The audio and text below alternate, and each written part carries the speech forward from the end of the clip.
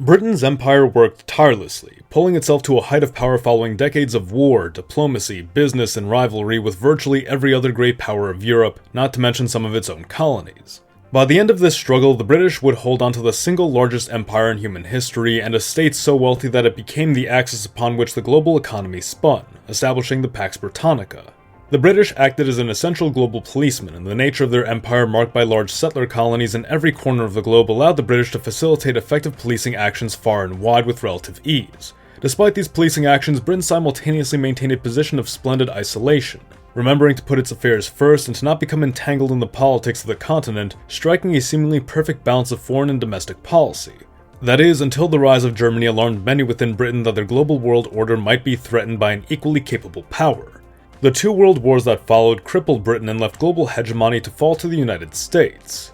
The United States is almost the inverse of Britain. It historically only held a domestic focus and never found it necessary to compete with its neighbors in the same meaningful capacity that Britain had. The United States dominated the North American continent and held at its disposal not an overseas empire but a vast land empire which enriched it and allowed it to grow into the formidable industrial power it would become toward the middle of the 20th century. America, however, was not suited to be a global policeman in the same fashion that Britain was. It never held any interest beyond the continent of particular value, with perhaps the exception of Hawaii, which even then was a relatively recent acquisition. The vastness of the United States demands a degree of governance geared toward domestic endeavors, not foreign ones, something Britain was able to afford given its relatively small size, high population density, and sea-based culture. And of course, the United States lacks the same presence Britain held at the global level, the kind of presence afforded to it by its wide-reaching colonies and which provided Britain unique insight into the culture and geopolitics of various regions. It also helped that Britain ruled the waves. But now you can too with today's sponsor, World of Warships. If you've never played the game before, you should at least give it a try. There's a uniqueness to ship combat that isn't easily replicated elsewhere. Yes, it's totally free to play, and you can now download it to your computer or console and start battling in 12v12 naval arenas. Right now, WoWs is having a special event for the anniversary of D-Day featuring unique gameplay scenarios and commemorative rewards that pay homage to this pivotal moment in naval history. New content is released every month, including new ships, cosmetics, and gameplay experiences. There's a great attention to detail put into this game, and I think you guys would really enjoy checking it out. Follow the link below, and if this is your first time playing, use promo code DDAY80th to get 200 doubloons, 1 million credits, 7 days of premium account time, a free ship after you complete 15 battles, and 3 special D-Day missions after 9 battles. Now, back to the video. Often we hear of how haphazard American interventions can be, and that is because by and large there is a lack of understanding of global regions by American officials and the public at large. Meanwhile, Britain was able to be informed of such things by colonial officials living in these corners of the world for years. The world doesn't need and certainly doesn't seem to want a continuation of the American global empire, but with how interconnected the world has become, it may be necessary to have a new peacekeeper to prevent needless wars and hostilities. It may be time for a new British Empire. Hello audience, Mr. Z here with another video for you. If you're new to the channel, welcome. We have videos like this every week, so be sure to subscribe and stay tuned. When speaking of global peacekeeping, many might turn to organizations like the United Nations and suggest that this is sufficient, but an honest review of the UN reveals an ultimately impotent organization highly dependent upon the strength of the United States to enforce its authority, and in truth only provides a loose bureaucratic illusion of global cooperation. Institutions like the United Nations are in reality little more than extensions of the American global empire, and by and large only serve to provide an air of global legitimacy to American foreign actions. An attempt to bring to a global scale a legislature system which even at the domestic scale has shown itself to be imperfect. A state with the wealth and reach to fulfill this role is truly central to the success of such a system. The United States may be in a prime position to reach across the globe thanks to its simultaneous access to both the Atlantic and Pacific, but Britain and its colonies take this reach a whole step further.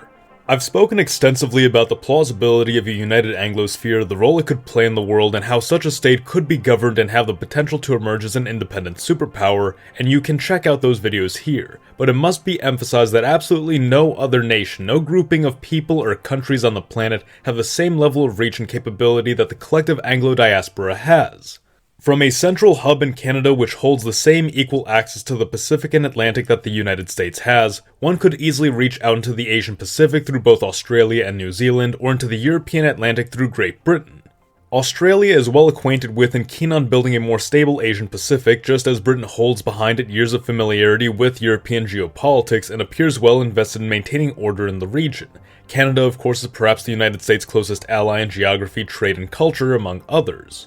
Some have argued that these factors are the very things which work against their unity, that Australia is more likely to be subsumed by Indonesia, that Canada be annexed by the United States, that Britain be reintegrated with the European Union. But why by any reasonable measure would the populations of these countries concede to joining blocs so widely different from themselves in all but current geopolitical alignment, when they know perfectly well that they share with their fellow Anglosphere countries sets of moral principles, history, culture, yes, even geopolitical interests, economies, standards of living, and more?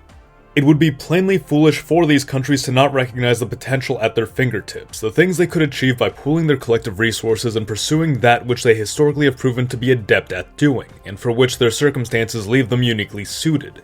Invested in building wise and lasting arrangements across the globe on account of their presence across the seas. The social values of the Anglosphere are also of a nature which makes them well suited to filling the role the United States has taken on without very much of a culture shock. Concepts of individual freedom, human rights, and general English common law are well ingrained across these countries, but unlike the United States, are paired with a high valuation of social orderliness and arguably a greater respect for the distinctive histories, cultures, and politics of various countries across the world. There is almost a culture of stewardship within these countries which isn't entirely absent in the United States, but certainly overshadowed by American sentiments of individualism and personal sovereignty. The economies of these countries thrive in cooperation with one another, and could likely surpass the United States in certain economic sectors, being well-rounded in the fields of resource extraction, agriculture, and financial services, with industrial output likely to rise within Canada especially if a union were to form given its crucial role as a bridge between the Atlantic and Pacific. Some look at the prospect of a reunited Anglosphere with further skepticism, believing that it would merely be an extension of the American global empire and a puppet of the US, especially if the United States were to join. The distinction between the US and Anglosphere countries are significant enough to where it would be wholly impractical for the United States to be integrated with the countries in any capacity beyond current arrangements. The state of current geopolitics is an insufficient motivator for so radical an amalgamation of countries. Significant changes would need to be made which could be to the severe detriment of all parties if the United States were to be attached as a member. This being said, the United States could be expected to remain a close partner of the Anglosphere. There is no question that militarily and economically these countries at this very moment are not as fully formidable as the United States, but it should not be forgotten that Britain is a nuclear power, that Britain ranks as the 5th most powerful military in the world, with Australia and Canada standing within the top 30 global militaries, that all of these countries engage in intelligence sharing, military training, collaborative weapons development programs with the United States. Given a matter of years to reintegrate, to build their collective economies, establish the infrastructure for interconnectivity, and dust off the cobwebs of a superpower economy and military, the Anglosphere could easily challenge a country like China and deter military belligerence across Europe and Asia. Of course, there's popular discussion of foregoing the concept of hegemony entirely and embracing a concept of multipolarity. Multipolarity, as nice as many make it out to be, and as much as it preys on Western sensibilities of freedom, independence, and democracy, is little more than a ploy or a poorly conceived notion which will serve as nothing more than a transitional step toward hegemony under a non-Western power. Naturally, it should be expected that the chief advocates for multipolarity theory are countries like Russia, China, Iran, and India.